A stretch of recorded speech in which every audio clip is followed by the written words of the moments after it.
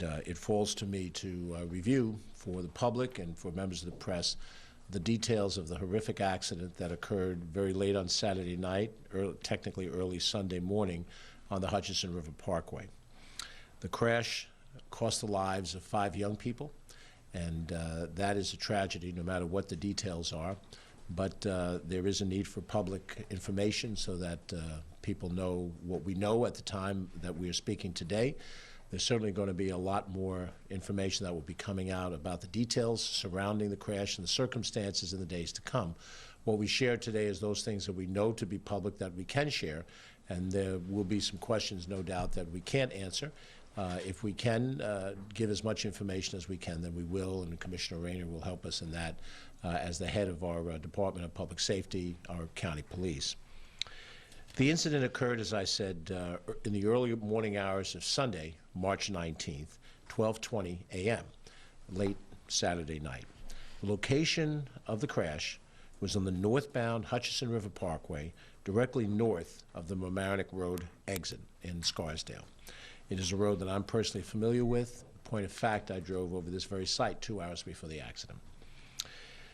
The basic accident information: a 2021 Nissan Rogue SUV was traveling northbound, apparently at normal highway speed, when the vehicle veered off the parkway, struck a boulder, and then struck a tree. The vehicle then caught fire. At that location of the highway, the speed limit is 55 miles an hour. The vehicle was occupied by 6 young people. 5 of them died as a result of this crash, 3 boys and 2 girls. The deceased have now been identified. Their names have been made public. The next of kin are aware. Anthony Billups, Jr., a young boy, age 17. Malik Smith, a young male, age 16. Zanaya Cross, a female, age 12. Shawnell Cross, a female, age 11. And Andrew Billups, a young boy, age 8. These 5 individuals lost their lives in this accident. There is a survivor, Abraham Billups, age 9. The driver, Malik Smith, did not have a Connecticut nor a New York driver's license or a permit. At age 17, if he did have a driver's permit, he would not be able to drive legally at night, and he would also have to have had an adult in the car with him, according to New York State vehicle and traffic law. He is now residing in Connecticut. His family's residing in Connecticut, although it is reported that they had moved from New York to Connecticut very recently. Abraham Billups, the survivor, was riding in the rear cargo area of the vehicle behind the passenger seats. He was able to escape out of the rear of the vehicle. His medical status is not life-threatening, but at this present time is unknown whether he's been released from the hospital care or if he's still under some hospital observation. The other individuals who perished in the car. In addition to the accident and the blunt force of the accident, there was a fire that was triggered that engulfed the car. It is understood that the family may have just relocated from New York City to Derby, Connecticut. The young people had not yet enrolled in Derby schools. New York City School Safety reached out for the names because they were hearing that these were students of theirs. It appears that Malik Smith was enrolled at a Brooklyn high school. The vehicle was rented by a relative. It remains under investigation how Malik Smith had access to it. The agencies that responded to this scene were the Westchester County Police Department, the Scarsdale Fire Department, the Scarsdale EMS, and the Westchester County's Medical Examiner's Office. We want to extend our thanks to all of those first responders who supported and worked on the scene. We want to thank the dispatchers at County Police and 60 Control, Department of Emergency Services, in getting resources to the scene. This was an horrific accident. It was an horrific accident site.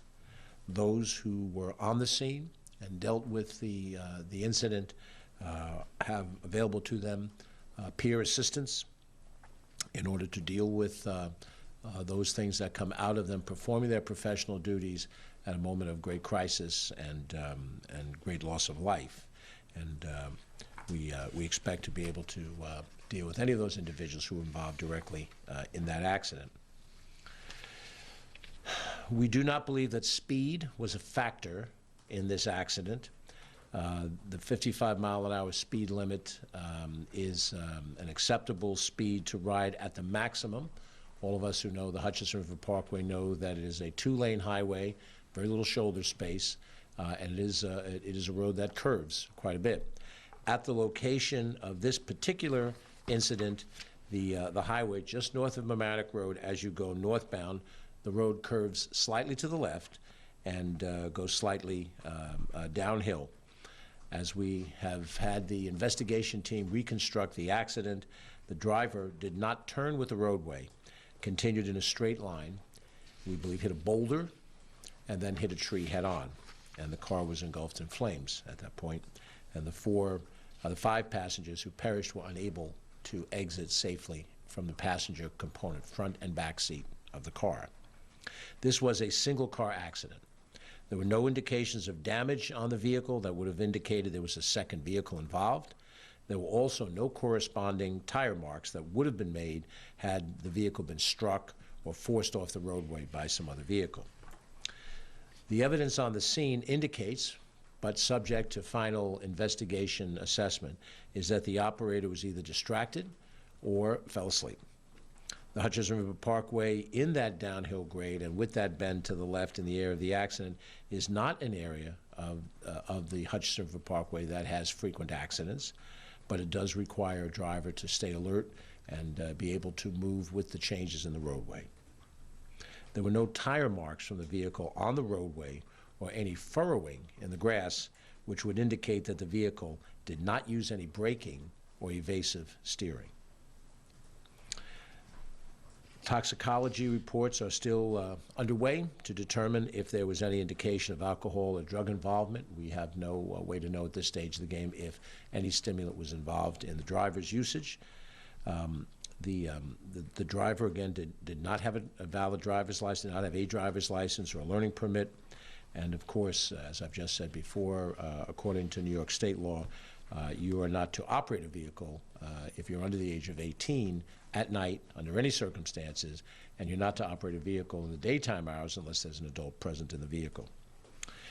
The investigation is trying to determine if the occupants of the vehicle, those that perished, were wearing seat belts or not. It was not easily found at the moment of investigation because of the fire that consumed inside the vehicle. It makes us difficult to know. We hope when the investigation is complete we will have some clarity on that. We do not know exactly where the traveling party was coming from. There's been some general discussion, not verified, that they were at some either a mall or a family function in New Jersey and were returning to the home base in Derby, Connecticut. It is an unverified assumption, and once we know that, we will let you know that. Autopsies were done on the driver and the front seat passenger. The cause of death by our medical examiner's office was determined to be blunt force trauma, which would be consistent with an automobile accident with a vehicle hitting a boulder and a tree. The cause of death for the other individuals who passed away were also listed by the coroner as blunt force trauma. The speed limit, as I said, at the accident location was 55 miles an hour. There was an eyewitness to the event who indicated that they did not see any excessive speeding that was happening when this all went on. It is Westchester County's Police General Investigating Unit that is doing the primary investigation here with the assistance of the Accident Investigation Team. Their work is not yet done. They will continue to try to find out as much of the specifics of the accident as is possible, and that information will be released publicly once that information is available. We don't know answers to certain questions, and of course, part of it is to try to understand what is it that we could do to try to prevent an accident like this in the future, and that will be part of the discussion that comes out of this to determine, was this a preventable accident in any way, shape, or form? We know that operation of a vehicle by those who are less experienced behind the wheel is always a concern. But the driver has lost his life, as has the immediate young people around him. And so we're less concerned at this point about who to blame than to understand exactly what happened. We grieve with the families that are involved. To lose a child at age 17, at age 16, 12, 11, 8, these are individuals who had their whole life ahead of them. There were so many things that have been denied them, and the opportunity to grow up and live a full life. And all of that was what was ended this past Saturday night, Sunday morning on the Hutch. We know that there is no way in our realm to bring them back and to try to make restitution. So we hope to learn about the accident, what we need to know in order to do whatever it is we can do to try to avoid this happening in the future.